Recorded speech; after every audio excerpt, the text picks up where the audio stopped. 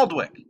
Ruts here, and today we're going to take our AutoCAD designs and drawings and turn them into the exact size that we want and make them laser engravable. So let's get started by shrinking my face. There we go. Now, here I've got the Waldwick Warriors symbol, and what I want to do is make a 5-inch version of this. And I want it to be exactly 5 inches.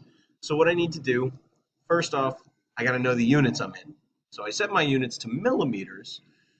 So all I have to do is multiply.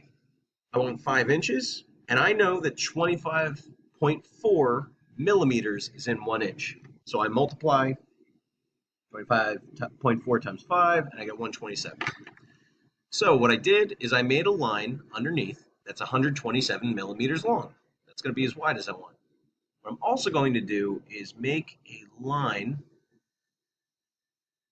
that extends the furthest sides of the object. I just picked one, and this is my own personal preference. So let's scale our object using, no, I messed up. Scale, click and drag. Okay, boom, got it, enter. Now I'm going to specify the base point for my object, and that would go right. We're going to use this. Now we're going to reference. I'm going to pick the leftmost point and the rightmost point. Now, from my base point, it's going to extend to whatever point I want. I'm going to set it right here, 127 millimeters, and it's beautiful. Now I am ready to export this. So I clear up my extra lines, now that I got 5 inches. I'm going to go File. I went searching in the wrong spot, so I don't want to mislead you. File, we are going to save as other formats. And we are looking for DXF. I always pick the bottom one. I don't know if it matters.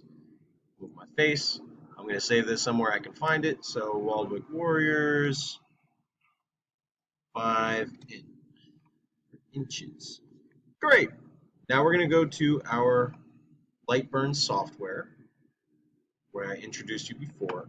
I'm going to load up, go to my desktop, and I'm going to change the file type to, let's see, where is it? DXF. There we go, vector files, DXF. Okay, now that I've done that, we scroll down, Waldwick Warriors 5 inches, beautiful. And if you really wanted to be meticulous, you could line up. So here we got 190 to